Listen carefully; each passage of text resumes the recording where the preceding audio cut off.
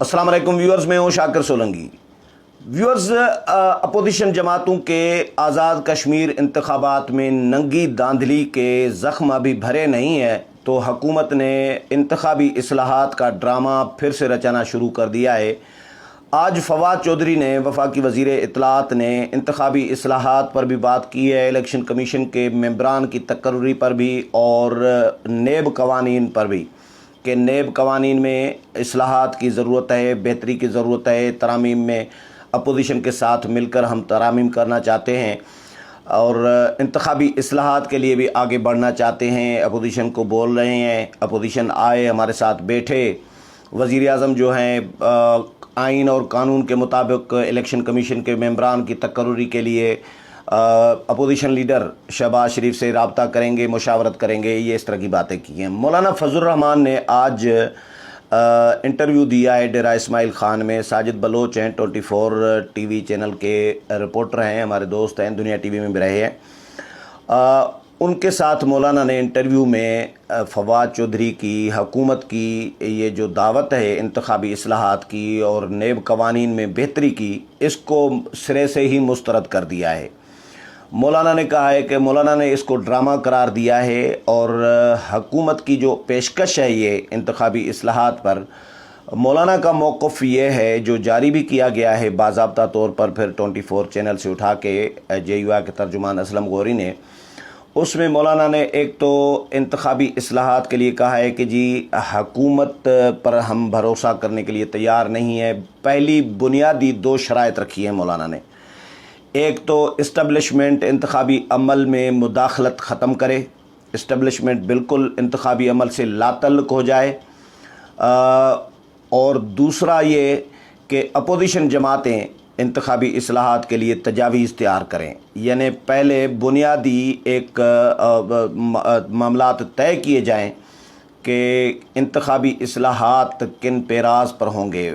पहली शर्त तो ये रख दी है मौलाना ने कि इस्टबलिशमेंट लातल्लुक़ हो जाए, उसके बाद अपोजिशन तजावीज़ तरामीम तैयार करे, उस पर हम हुकूमत के साथ डिस्कस करने के लिए तैयार हैं, लेकिन इस्टबलिशमेंट पहले लातल्लुक़ हो जाए। ये शराइत रखी है मौलाना ने, क्योंकि मौलाना का ये मौक़िफ़ है कि भाई एक तरफ आप हुकूमत और इस्टबलिशमेंट मिल के धांधली करवा रहे हैं, गिलगित बल्तिस्तान में क्या किया, आज़ाद कश्मीर में क्या किया, और फिर दूसरी तरफ आप पेशकशें कर रहे हैं कि जी इंतखाबी इस्लाहात के लिए हम बैठने के लिए तैयार हैं।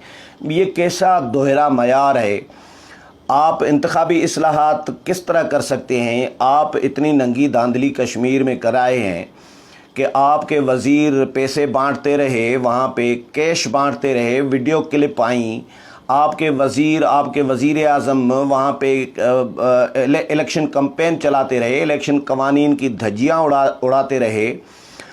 इलेक्शन कमीशन ने हुक्म दिया कि वज़ीर निकल जाए, तो आपके वज़ीर निकल आए तो वज़ीर आज़म उनको हेलीकॉप्टर में बिठा के वहाँ पे फिर दोबारा छोड़ आए कि भाई इलेक्शन कमीशन कौन होता है हमें रोकने वाला, आप कैंपेन चलाएं। अली अमीन गंडापुर को वज़ीर आज़म दोबारा छोड़ कर आए थे। तो आप इदारों को, इलेक्शन कमीशन को, उनके अहकामात को, आइन को, कानून को फॉलो करने के लिए तैयार नहीं है, उसकी धज्जियाँ उड़ा कर अपना काम, अपना उल्लू सीधा करने के लिए, हर काम करने के लिए तैयार हैं, तो आप पर भरोसा कैसे किया जा सकता है? मौलाना का ये मौक़िफ़ है। मौलाना ने तो ये बहुत बड़ा जुमला कहा है कि सुकूत ढाका के बाद, ये मौलाना ने कहा है कि सुकूत ढाका के बाद ये जो आज़ाद कश्मीर के इंतखाबात हुए हैं और गिलगित बल्तिस्तान के इंतखाबात हुए हैं, तो मुझे सुकूत कश्मीर होता हुआ नज़र आ रहा है। सुकूत ढाका के बाद सुकूत कश्मीर होता हुआ नज़र आ रहा है, क्योंकि इन्होंने मकबूजा कश्मीर जिस पुरस्रार तरीके से, खामोशी से दे दिया मोदी को, और यहाँ पे कोई मातम भी नहीं कर सके और कोई आलमी लेवल पर कोई आवाज़ नहीं उठा सके, मोदी का हाथ रोक नहीं सके, बेबस अपने हाथ पर हाथ धरे बैठे रहे और लोगों को कहा जी 1 मिनट की खामोशी अख्तियार करें, और इधर कश्मीर हाईवे को श्रीनगर हाईवे बना दिया। कोई पूछने वाला नहीं है। अपोजिशन एहतजाज तो कर रही है, लेकिन इनका अपने इक़दामात, अपना रवैया जो है कश्मीर के साथ, वज़ीर आज़म इलेक्शन से 2 दिन पहले کشمیر میں جا کر کہتے ہیں کہ جی ہم کشمیر میں ریفرنڈم کرائیں گے کہ کشمیر آزاد حیثیت میں رہنا چاہتے ہیں یا کشمیری پاکستان کے ساتھ رہنا چاہتے ہیں. تو کیا آپ مقبوضہ کشمیر میں ریفرنڈم ہوگا؟ عمران خان کرا سکتے ہیں؟ کیا عمران خان کے بس میں اختیار میں ہے؟ وہاں پہ اختیار چلے گا عمران خان کا؟ سوال یہ پیدا ہوتا ہے نا. ریفرنڈم کہاں پہ کرائیں گے؟ صرف آزاد کشمیر میں؟ تو یہ تو وہی بات ہوئی نا. تو مقبوضہ کشمیر تو آپ نے دے دیا نا، چھوڑ دیا نا، اس سے تو دستبردار کر دیا نا. مطلب آپ وہاں پہ یا تو ریفرنڈم ہو مقبوضہ کشمیر، آزاد کشمیر، گلگت بلتستان، سب لوگوں کا، پورا جو خطہ ہے، پورا جو متنازع علاقہ ہے، اس کا ریفرنڈم ہو، پھر تو بات سمجھ میں آ سکتی ہے. لیکن صرف آزاد کشمیر میں ریفرنڈم آزاد کشمیر کے کشمیریوں کے لیے ہو تو پھر مقبوضہ کشمیر کے کشمیریوں کا کیا بنے گا؟ وہ تو مودی نے پھر قبضہ کر دیا تو وہ اس کو معاف کر دیا، ہو گیا. تو اس کی کوئی بات کر نہیں رہا، عمران خان صاحب بات کر نہیں رہے. اور یہ ریفرنڈم کی بات مولانا نے کہا ہے کہ یہ جو ریاستی بیانیہ رہا ہے کشمیر سے متعلق، ہمارا قومی موقف رہا ہے، اس سے انحراف ہے.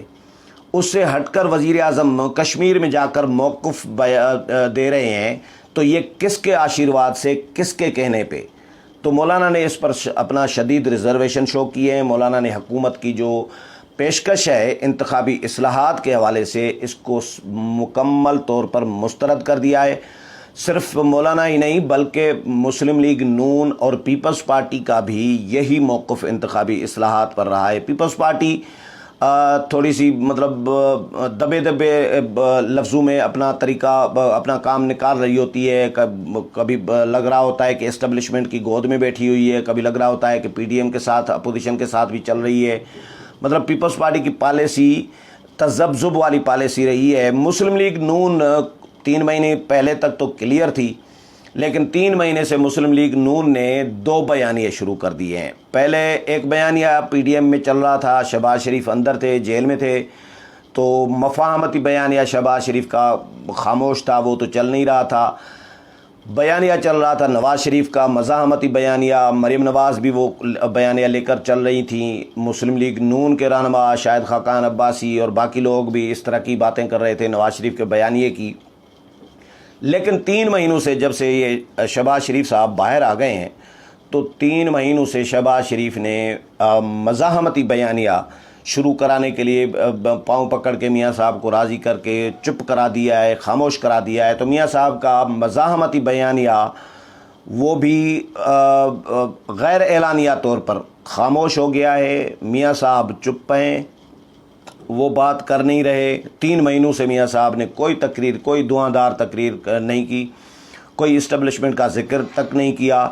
تو مولانا کے ساتھ رابطہ ختم کر دیا. پی ڈی ایم غیر فعال ہو گیا ہے. میں تو ابھی مجھے ایک جملہ پی ڈی ایم کے حوالے سے میں کہنا چاہ رہا ہوں، لیکن پتہ نہیں مناسب ہوگا یا نہیں ہوگا.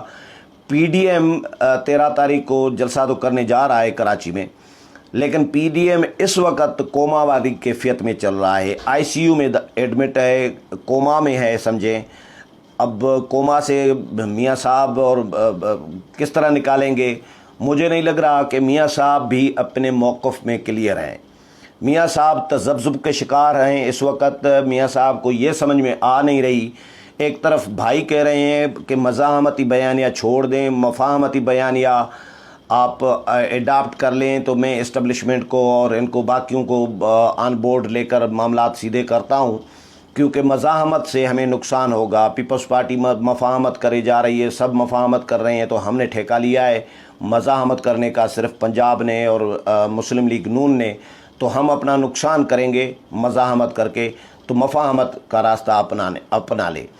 میاں نواز شریف کا اپنا ضمیر، اپنا دل کیا کہہ رہا ہے، اپنا دماغ کیا کر رہا ہے، کیا کہہ رہا ہے، میاں صاحب کیا سوچ رہے ہیں. میاں صاحب کا بیانیہ تو مجھے ایسا لگ رہا ہے کہ میاں صاحب کا بیانیہ وہی ہے جو میاں صاحب پی ڈی ایم کے جلسوں میں بات کرتے تھے، اور لگ رہا ہوتا تھا کہ میاں صاحب اپنے دل سے باتیں کر رہے ہیں، کیونکہ پی ڈی ایم کے باقی قیادت میاں صاحب کی طرح نہیں بات کرتے تھے جتنی میاں صاحب سخت کر رہے ہوتے تھے. تو یہ بلاول نے تو اعتراض بھی کیا تھا. تو یہ میاں صاحب کا اپنا بیانیہ ہے، اس میں کوئی شک نہیں ہے.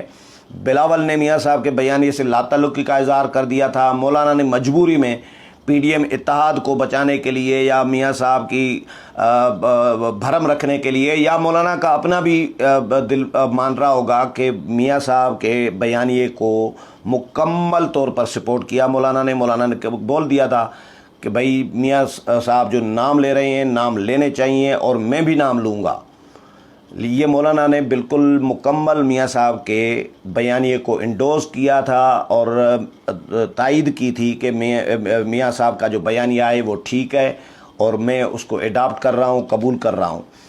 تو مولانا نے بھی میاں صاحب کے بیانیے کو سپورٹ کیا تھا، لیکن 3 مہینوں سے میاں صاحب اسی بیانیے کو چھوڑ کر بھائی کے بیانیے کو، مفاہمت کے بیانیے کو اڈاپٹ کر کے بیٹھے ہوئے ہیں۔ اب تذبذب میں ہیں، 2 کشتیوں میں سوار ہو گئے ہیں، سمجھ لیں میاں صاحب، کہ نہ مزاحمت کر رہے ہیں اور نہ مفاہمت ہو رہی ہے، دونوں کام آدھے میں رکے ہوئے ہیں۔ مزاحمت بھی رکی ہوئی ہے اور مفاہمت بھی آگے نہیں بڑھ رہی۔ اس کیفیت میں نون لیگ کی سیاست اس وقت چل رہی ہے۔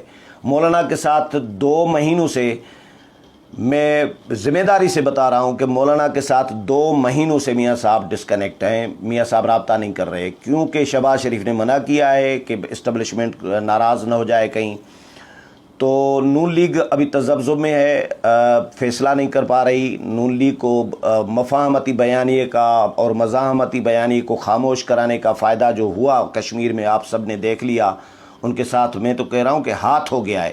جس طرح میں نے پچھلے ویلاگ میں بتایا کہ مولانا کے ساتھ آزادی مارچ میں ہاتھ کیا تھا، پیپلز پارٹی کے ساتھ گلگت بلتستان کے الیکشن میں ہاتھ کیا اسٹیبلشمنٹ نے، آزاد کشمیر میں آزاد کشمیر میں مسلم لیگ نون کے ساتھ، نواز لیگ کے ساتھ، نواز شریف کے ساتھ ہاتھ ہو گیا ہے، اور وہ شہباز شریف کے ذریعے۔ تو نون لیگ کو ایک راستہ تو اپنانا پڑے گا، یا مفاہمت یا مزاحمت۔ تو دونوں کشتیوں میں سوار ہو کر نون لیگ نہ ادھر کی رہے گی نہ ادھر کی، نہ نون لیگ کو فائدہ ہوگا، نقصان ہی ہوگا الٹا۔ تو یہ ہومیوپیتھی سیاست جو ہے، راجہ ظفر الحق کے لیے ہمارے صحافی دوست کہتے ہیں کہ وہ ہومیوپیتھی سیاستدان ہے، وہ جو بات کر رہے ہوتے ہیں سمجھ میں نہیں آ رہا ہوتا کہ خلاف بات کر رہے ہیں یا حمایت میں بات کر رہے ہوتے ہیں۔ تو نواز شریف نے یہ جو ہومیوپیتھی سیاست شروع کی ہے شہباز شریف کے مشوروں پہ، نسخوں پہ، یہ چھوڑنی پڑے گی۔ کوئی ایک راستہ اپنانا پڑے گا، یا مفاہمت کے راستے پر چلنا پڑے گا یا مزاحمت کے راستے، یا بالکل اسٹیبلشمنٹ کی جھولی میں جا کے بیٹھ جائیں یا مزاحمتی راستہ اپنا لیں۔ نواز شریف نے مزاحمتی راستہ اپنایا تھا، تو مجھے یاد ہے کہ یہ ساری سیاسی جماعتیں ماسوائے پیپلز پارٹی کے، محمود خان اچکزئی، مولانا فضل الرحمان، ANP یا سردار اختر مینگل، یہ سب جماعتیں میاں نواز شریف کے بیانیے پر چل پڑی تھیں، ان کو مکمل سپورٹ کر رہی تھیں اور بڑے خوش ہو رہے تھے۔ تجزیہ نگار، صحافی، یہ سب ڈسکس کر رہے تھے کہ جی پنجاب اٹھ کھڑا ہوا ہے، میاں صاحب اٹھ کھڑے ہوئے ہیں اسٹیبلشمنٹ کے خلاف، اب کوئی انقلاب آنے والا ہے۔ اور میاں صاحب نے ایسا ماحول بنا دیا تھا کہ واقعی کوئی انقلاب آنے والا ہے، اور اب شاید فیصلہ ہو کر رہے گا کہ جی اسٹیبلشمنٹ بالکل سیاست سے الگ ہو جائے گی، انتخابی عمل میں مداخلت آئندہ نہیں کرے گی، کچھ نہ کچھ میاں صاحب کر بیٹھیں گے۔ لیکن ہوا کچھ نہیں، میاں صاحب چپ ہو گئے۔ تو اب میاں صاحب پہ بھی مولانا بھی خوش نہیں ہیں۔ میری اطلاع کے مطابق مولانا ابھی وہ بات تو نہیں کر رہے، میاں نواز شریف کے حوالے سے کوئی بات نہیں کر رہے، کیونکہ اب ظاہر ہے PDM ابھی زندہ ہے، کوما والی حالت میں ہی صحیح، ICU میں ہی صحیح، ابھی زندہ ہے۔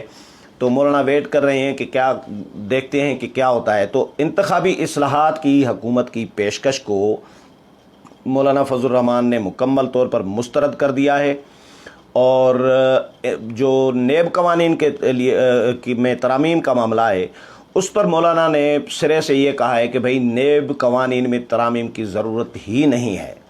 مولانا نے یہ موقف اپنایا ہے کیونکہ نیب کو ختم کرنے کی ضرورت ہے، کہ نیب کو مکمل طور پر ختم کیا جائے۔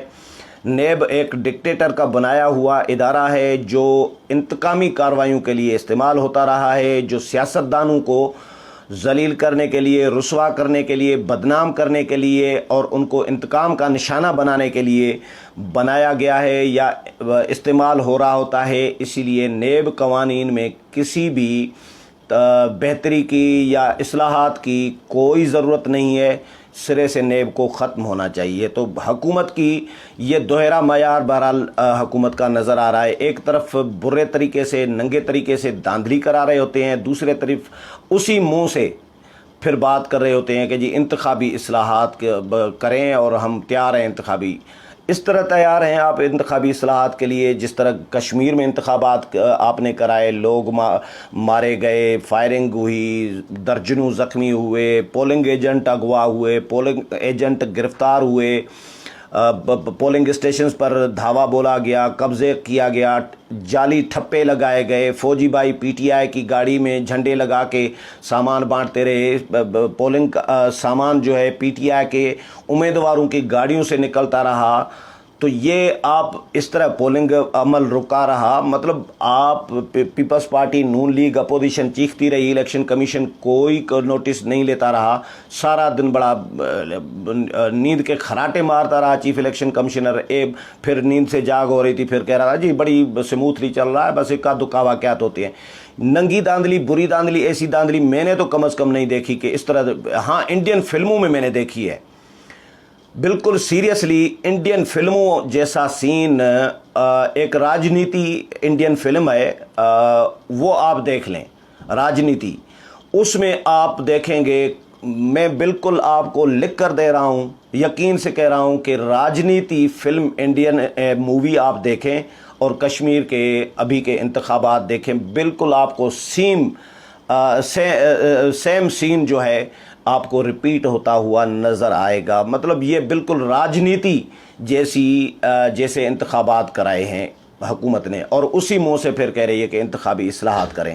تو انتخابی اصلاحات کے حکومت کی پیشکش کو مولانا نے مکمل طور پر مسترد کر دیا ہے اور شرط رکھی ہے کہ اسٹیبلشمنٹ پہلے الگ ہو جائے انتخابی عمل سے، مداخلت سے، ووٹ ادھر کسی کو ڈالے جاتے ہیں اور نکلتے کسی اور کے ہیں۔ تو یہ تو مطلب گنے کی ووٹ کاسٹ کسی ایک کو ہوتے ہیں اور گنے کسی اور کے جاتے ہیں، دوسرے کے جاتے ہیں۔ تو یہ انتخابی عمل ووٹ کا نہیں، ووٹ کاسٹ کرنے کا نہیں، ووٹ گننے کا عمل ہو گیا ہے۔ انتخابات جو ہے یہ ووٹ کاسٹ کرنے کے عمل نہیں رہا، بلکہ ووٹ گننے کا عمل ہو گیا ہے کہ جس کے ووٹ گنے جائیں بس۔ اور گنتی کا عمل، یہ انتخابی عمل جو صبح 8 بجے سے شام 5 بجے تک ہوتا ہے، یہ فضول پریکٹس ہو گئی ہے، ہو کر رہ گئی ہے۔ ہاں انتخابی عمل شام 5 بجے سے رات 8 بجے تک جو کچھ ہو رہا ہوتا ہے نا، یا 10 بجے تک، یہ ہو کر رہ گیا ہے، کس کے ووٹ کدھر کرنے ہیں، کس کے ووٹ کدھر کرنے ہیں۔ تو یہ اس طرح کے حکمران انتخابی اصلاحات کرائیں گے۔ تو مولانا نے ان کو مکمل طور پر سرے سے مسترد کر دیا ہے۔ شرائط 2 رکھی ہیں کہ اسٹیبلشمنٹ الگ ہو جائے انتخابی عمل سے اور انتخابی عمل میں مداخلت سے، اور دوسرا اپوزیشن تجاویز تیار کرے، اس پر ڈسکشن کرائی جائے، حکومت بھی ہو، الیکشن کمیشن ہو، متعلقہ ادارے ہوں، تمام سیاسی جماعتیں ہوں، تمام اسٹیک ہولڈرز ہوں، وہ بیٹھیں اور پھر انتخابی اصلاحات کے معاملے پر آگے بڑھا جا سکتا ہے۔ امید ہے پروگرام پسند آیا ہوگا، اگلے پروگرام میں پھر ملاقات ہوگی، تب تک اجازت چاہتا ہوں، اللہ حافظ۔